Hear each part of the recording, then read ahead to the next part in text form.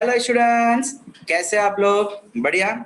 So students, कल lecture में हमने आपके एक चैप्टर शुरू किया था, द बॉन्ड ऑफ लव। उसमें हमने देखा था कि एक बियर था जिसको ऑथर एक जंगल से लेके आया था एक्सीडेंट के रूप में। मतलब वो लोग वहाँ पे शिकार करने गए थे। एक जनरली मैसूरी के पास में एक जगह है जहाँ पे शुगर कैन के बड़े बड़े फील्ड्स थे। तो वहाँ के फार्मर्स एक्चुअली जंगली पिग्स को वहाँ से भगा रहे थे और उसी चक्कर में ये बियर भी भागता हुआ दिखाई दिया। अब जैसे ही बियर और उसकी मम्मी सामने आए तो एक्चुअली ऑथर का तो मन नहीं किया उस जानवर को मारने का, लेकिन जो ऑथर का दोस्त था उसने उसको शॉट कर दिया। जब उन्होंने पास में जाके देखा तो उनको बहुत ही गिल्टी फील हुआ, क्योंकि वो जो बियर था उसके पास एक बेबी भी था जो उसके पीठ पर लटक रहा था। अब जैसे ही वो पास में गए सो बियर क्या कर रहा था, उसके सराउंडिंग घूमने रहा था एंड पिटीफुल वॉइस, दुख भरी आवाज में वो कुछ बोल रहा था, आवाज निकाल रहा था। लेकिन जैसे ही ऑथर उसके नजदीक जाने लगा, ऑथर और उसके फ्रेंड्स को देख के वो भागने लगा। ऑथर ने उसका फॉलो किया एंड फॉलो करते करते फाइनली उसको पकड़ लिया और अपनी वाइफ को जाके प्रेजेंट में दे दिया। सो पहले तो वो बहुत ही अटपटा फील कर रहा था, कुछ खा पी नहीं रहा था, लेकिन हाँ कुछ ही समय में उसने थोड़ा बहुत खाना पीना शुरू कर दिया। और हमने देखा था कि फिर ऑथर बता रहा है कि वो कुछ भी खा लेता था उसके सामने जो आवे। एक बार उसने बेरियम कार्बोनेट पॉइजन पी लिया था जिसके कारण वो काफी तकलीफ में आ गया था। बट फाइनली वो सेव हो, उसकी लाइफ सेव हो गई थी एंड आधे ही घंटे में वो एकदम परफेक्ट हो गया एंड वापस सब कुछ खाना पीना चालू कर दिया। और एक बार उसने पूरा 1 वेगन जितना ऑयल पी लिया था, लेकिन फिर भी उसको कोई फर्क हुआ नहीं। फिर अब इसमें बताया गया था कि उसकी वाइफ ने प्यार में आके उसका नाम चेंज कर दिया बाबा, और जो उसको कमांड दिया जाता था वो कमांड फॉलो करता था। ओके, सो पैराग्राफ नंबर 13 से आज हम शुरू कर रहे हैं। Then my son and I advised my wife and friends advised her too to give Baba to the zoo at Mysore. He was getting too big to keep at home. After some weeks of such advice, she at last consented. Hastily, and before she could change her mind, a letter was written to the curator of the zoo. Did he want a tame bear for his collection? He replied yes. The zoo sent a catch from Mysore in lorry and a distance of 87 miles, and Baba was packed off. अब भाई, then my son, author बोल रहा है कि मैंने, मेरे बच्चे ने और मेरी वाइफ के कुछ फ्रेंड्स ने उसको सजेस्ट किया, एडवाइस किया कि भाई अब आपको बाबा को, मतलब ये जो बियर है उसको जू में दे देना चाहिए जो कि मैसूरी में है, क्योंकि he is too big to keep at home. भाई वो बहुत बड़ा हो गया है, उसको अब घर पे रखा नहीं जा सकता। After some weeks of search, भाई पहले तो वो नहीं मान रही थी बट फाइनली इसको बोल बोल के कन्विंस किया। एट लास्ट शी कंसेंटेड, मान गई। फाइनली ठीक है, इतना फोर्स करने के बाद वो मान गई, हैस्टीली, लेकिन खुशी खुशी नहीं, मजबूरी में, हिचकिचाते हुए, ना चाहते हुए भी। Before she could change her mind, वो अपना फिर से मन बदले, हमने क्या किया, हमने जू के क्यूरेटर जो जू संभालता है उसको लेटर लिख लिया कि क्या आपको एक टैम बियर चाहिए आपके कलेक्शन के लिए। उसने कहा हाँ। तो उसी समय उसने मैसूरी से बैंगलोर एक केज पिंजरा सेंड कर दिया और बाबा को उसमें बंद कर दिया गया। अच्छा, मैसूरी से बैंगलोर कितना दूर था? 87 miles. We all missed him greatly, but in sense we were relieved. My wife was inconsolable. She wept and fretted. For the first few days, she would not eat a thing. Then she wrote a number of letters to the curator. How was Baba? Back came the replies. Well, but fretting. He refuses food too. भाई हम सब उसको बहुत miss करते थे, but in a sense we were rid, but कुछ हद तक एक मेंटली हम तो रिलैक्स भी थे। भाई ठीक है यार, एक बियर भले जितना भी पालतू हो, लेकिन एक्चुअली वो पालतू जानवर होता नहीं, घर में रखने लायक जानवर है नहीं बियर तो। सो एक रिलीव, एक शांति भी फील करते कि चलो भैया ऐसा कोई खतरा नहीं है हमको या हमारे बच्चों को। बट माई वाइफ वॉज इनकॉन्सोलेबल, वो तो अपने आप को कंट्रोल ही नहीं कर पा रही थी, अपने आप को मना ही नहीं पा रही थी। मतलब आप कोई चीज आपसे छीन जाती है तो आप अपने आप को शांत नहीं कर पाते हो या अपने आप को ढाल नहीं पाते, उस बारे में एडजस्ट नहीं कर पाते वो चीज को। इनकॉन्सोलेबल। शी वेप्ट एंड फ्रेटेड, भाई वो बस वेप्ट मतलब रोती रहती थी, पूरा दिन रोती रहती थी, एंड फ्रेटेड जिद पे अड़ी थी, कुछ खाना पीना नहीं। For the first few days she would not eat, कुछ भी उसने खाया नहीं कुछ दिन तक। शी रोट अ लेटर्स, भाई उसने कुछ लेटर्स लिखे क्यूरेटर जो वहां का देखभाल करता है, सुपरवाइजर जू का, ये पूछने के लिए कि भाई जू बाबा कैसा है। और रिप्लाई क्या आता, ठीक है बट फ्रेटिंग, यानी कि वो भी जिद कर रहा है, हमारी बात मान ही नहीं रहा। ही रिफ्यूजेस फूड टू, वो भी खाना खाने से मना कर देता था। After that Friends visiting Mysore were back to make a point of going to the zoo and seeing how Baba was getting along. They reported that he was well but looked very thin and sad. All the keepers at the zoo said that he was fretting. For 3 months, I managed to restrain my wife from visiting Mysore. Then she said one day, I must see Baba. Either you take me by car or I will go myself by bus or train. So I took her by car. अब भाई जब कुछ friends मेरे या उसके friends जब मैसूर जाते थे किसी काम से, तो मेरी वाइफ उनको यही हमेशा बोलती थी, बैग्ड। बैग्ड का एक्चुअल मतलब होता है भीख मांगना, बट यहाँ पे मतलब है कि रिक्वेस्ट करना, गिड़गिड़ाना। गिड़गिड़ाती थी कि प्लीज आप जू जाना और देख के आना कि बाबा कैसा है। सो वो हमेशा आके यही बताते थे, रिपोर्टेड, मतलब आके बताना कि भाई वो ठीक है लेकिन वो काफी पतला हो गया है, काफी दुखी रहता है। All the keepers at the zoo, जितने भी देखभाल करने वाले हैं जू के, सब एक ही चीज बोले कि ही इज फ्रेटिंग, जिद्दी है, मान ही नहीं रहा, बस टेंशन में या तो दुखी रहेगा। देखो फ्रेटिंग का मतलब जिद में अड़ना, बात नहीं मानना, दुखी रहना, इस पूरे सिचुएशन को हम फ्रेटिंग कहते हैं। फॉर 3 months, भाई 3 महीने तक तो मैंने कैसे भी अपने वाइफ को रिस्ट्रेंट मतलब रोक के रखा, पकड़ के रखा कि नहीं अभी हमको मैसूरी नहीं जाना। बट एक दिन फाइनली उसने आके मुझे बोल दिया कि भाई मुझे बाबा को देखना है, अब या तो आप मुझे अपनी कार से ले जाओ या तो मैं अपने आप जा रही हूँ बस या ट्रेन से। सो जब उसने ऐसी धमकी दी तो मुझे उसको ले जाना पड़ा कार से। Friends had conjectured that the bear would not recognize her.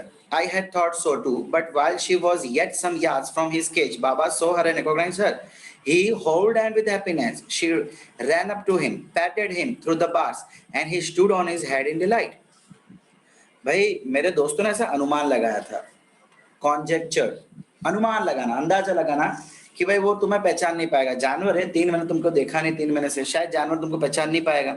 मुझे भी ऐसा लगा, I had thought too, but जैसे ही while she was yet some yards away, अभी तक वो कुछ दूरी पे थी, उसके पिंजरे से एकदम नजदीक नहीं गई, कुछ दूरी पे थी, और मेरी वाइफ को देख के वो एकदम खुश हो पड़ा, उसको पहचान गया, recognized her.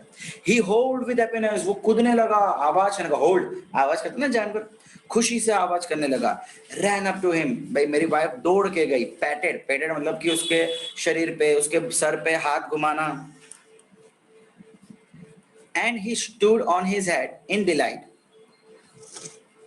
For next 3 hours, she would not leave that cage. She gave him tea, lemonade, cakes, ice cream and what not. भाई पहले 3 घंटे के लिए वो वहीं पे बैठी थी, वहां से हिली नहीं, टस से मस नहीं हुई। उसने बाबा को चाय दी, लेमोनेड मतलब कि नींबू से बनी हुई चीज दी, नींबू पानी वगैरह, केक्स दिए, आइसक्रीम दिए, न जाने क्या क्या नहीं दिया।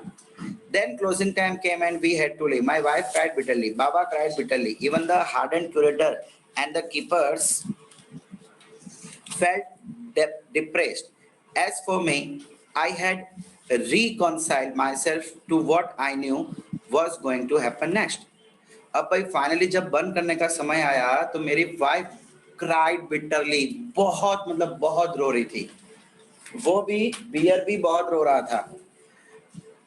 इतने क्यूरेटर, देखो वहां के जो क्यूरेटर होते हैं ना, जैसे कहते हैं जेलर होते हैं, एकदम एकदम कड़क, एकदम बहुत ही अपने रूल्स को लेके स्ट्रिक्ट से स्ट्रिक्ट क्यूरेटर भी या तो कीपर भी वहां पे देख के नम पड़ गया, थोड़ा सब लोग दुखी हो गए, felt depressed. As for me, अगर मैं मेरी बात करूं, आई हैड रिकॉन्साइल्ड, मैंने मन में सोच लिया था। रिकॉन्साइल्ड मतलब कि कुछ होने से पहले ही मन में सोच लेना।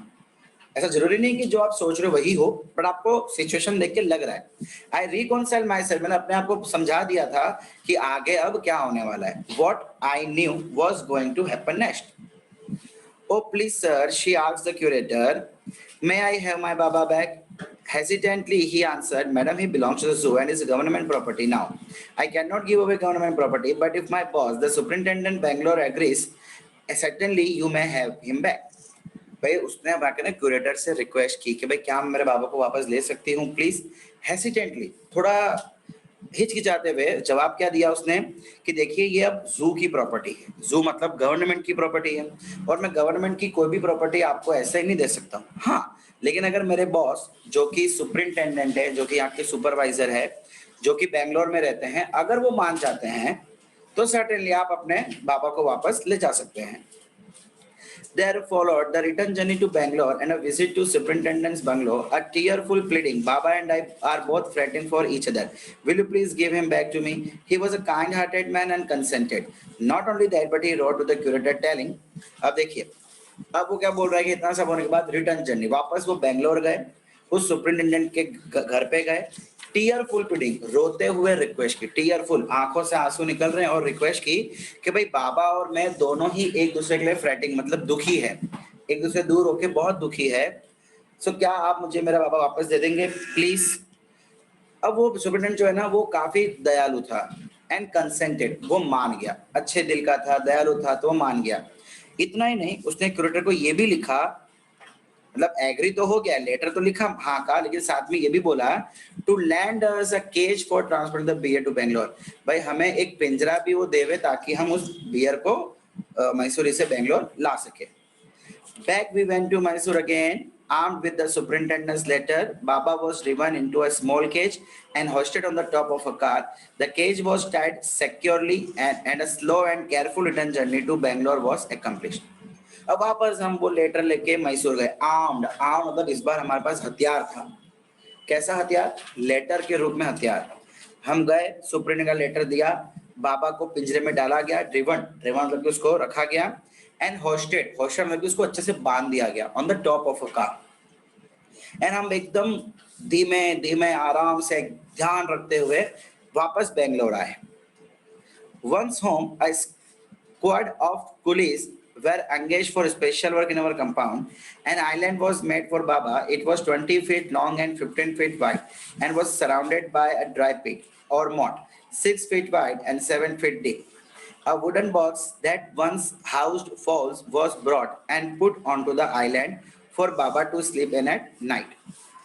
देखिए अब वो क्या बोल रहा है कि जब एक बार हम फाइनली बाबा को लेके घर पहुंच गए, अ स्क्वाड ऑफ कुलिस, स्क्वाड मतलब कि ग्रुप, कुलिस का मतलब वो जो रेलवे स्टेशन पे पाए जाते हैं वो कुली नहीं, मतलब कि कुछ मजदूर, ऐसे लोग जो जू में से ही भेजे गए थे, जो कि बाबा का घर बनाने में, एक सेफ घर बनाने में हमको मदद करेंगे, उन्हें कहा जा रहा है स्क्वाड ऑफ कुलिस। तो स्क्वाड मतलब ग्रुप, कुलिस मतलब कि वो लोग। वेर एंगेज फॉर, भाई वो अपना काम करने में बिजी हो गए। कैसा काम? An island was made for Baba, एक छोटा सा आइलैंड हमारे बगीचे में बनाने का काम। It was 20 feet long and 15 feet wide, लंबाई और चौड़ाई, लंबाई कितनी थी 20 फीट, विड्थ कितनी थी 15 feet, and was surrounded by a dry pit. Pit का मतलब होता है बेटा जब कचरे का डब्बा होता है ना जहाँ हम कचरा रखते हैं, पिट, ड्राई पिट मतलब पानी नहीं था, बस खाली सूखा ऐसा कचरे की जगह थी, मतलब कि जल्दी से कोई आना, इजीली आना जा सके, ऐसे हमने एक खड्डा खोद दिया, मतलब वहां पे पिट का एक मतलब एक खड्डा खोद दिया हमने। और अ मॉट 6 फीट वाइड, और वो खड्डा कितना था 6 फीट वाइड, 6 फीट चौड़ा, and 7 feet deep, 7 feet deep. देखिए जनरली आपके स्कूल में जो बेंचेस होती है जिस पे आप बैठे हैं वो 3 फीट की है, 3 और 3 6, यानी इससे भी बड़ा उंडा खड्डा उन्होंने खोदा था। A wooden box that once housed fowls was brought, एक लकड़े का बॉक्स लाया गया जो किसी समय फॉल्स का घर हुआ करता, फॉल्स यानी ऐसे पड़ा पड़ा सड़ रहा था इन शॉर्ट, उसको लाया गया and put on the island, उसको आइलैंड पे रख दिया गया ताकि बाबा उसके अंदर जाके रात को सो सके। Straw was placed inside to keep him warm and his baby.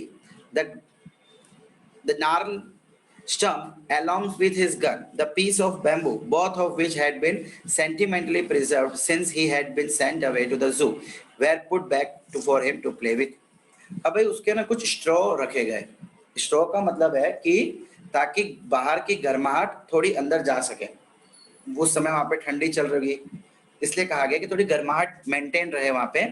And his baby, baby मतलब पता है जो लकड़ी का पूरा गुच्छा वो बेबी मानता था, उसको भी अंदर रख दिया गया। द नार्ल स्टम्प, देखो नार्ल का यहाँ पे मीनिंग भी लिखा है रग्ड या तो ट्विस्टेड, ऐसे मोड़ मरोड़ के, स्टम्प मतलब जो भी चीजों से वो खेलता था ना उसको मोड़ मरोड़ के उसके घर के अंदर रख दिया गया। उसकी जो गन वो यूज करता था, एक बैम्बू की स्टिक रख दी गई। ये सारी चीजें जो है ना जब से वो गया था हमने संभाल के रखी थी, सेंटिमेंटल भाई, इमोशनली। जब कोई हमसे दूर जाता है उसकी आखिरी निशानी हम संभाल के रखते हैं ना, वैसे ही सारी चीजें इन्होंने भी संभाल के रखी थी और ये सारी चीजें फिर से उसके घर में रख दी गई। In a few days, the coolies hoisted the cage onto the island and Baba was released. He was delighted, standing on his hind legs. He pointed his gun and cuddled with his baby. My wife spent hours sitting on a chair there while he sat on her lap. He was 15 months old and pretty heavy too. अब भाई कुछ ही दिन में क्या हुआ, police ने जो island बनाने का काम था वो पूरा कर लिया एंड फाइनली बाबा को पिंजरे से बाहर निकाल दिया गया। He was delighted, बहुत खुश हो गया। सीधी सी बात है, इतनी सारी अच्छी चीजें मिल रही है, इतनी अच्छी जगह है, तो कौन सा जानवर खुश नहीं होगा। Standing on his hind legs, जैसे पता ना कभी बेटा डॉग कैसे करता है, अपने पीछे के दो पांव पे खड़ा हो जाता है, वैसे ये भालू भी अपने हिंड लेग्स मतलब पीछे के पांव पे ऐसे खड़े हो जाता था। कभी अपनी गन पकड़ता था तो कभी अपनी बेबी को ऐसे, जो उसको लकड़ी जिसको बेबी मानता था वो, उसको लेके खेलता था। माई वाइफ स्पेंड, भाई मेरी वाइफ ना घंटों बिताती थी वहां पे चेयर पे बैठे बैठे, और कई बार वो भालू को अपने गोद में लेके बैठी थी। भाई वो सिर्फ 15 महीने का था लेकिन फिर भी काफी हैवी था। भाई भालू का बच्चा है, इंसान का बच्चा तो था नहीं वो। The way my wife reaches the island and leaves, it is interesting. I have tied a rope of the overhanging branch of mango tree with a loop at its end. Putting one foot in the loop, she kicks off the other to bridge the 6-foot gap that constitutes the width of surrounding pit. अब वो क्या बोल रहा है कि देखो, हमने जैसे स्टार्टिंग में देखा था कि उसके घर और हमारे घर के बीच में 6 फुट का खड्डा कर दिया था ताकि वो यहाँ आ ना सके और किसी इंसान को नुकसान पहुंचा ना सके या कोई इंसान वहां ना जा सके। अब जब मेरी वाइफ वहां जाती थी और वहां से आती थी ना, तो वो बड़ा इंटरेस्टिंग तरीका होता था।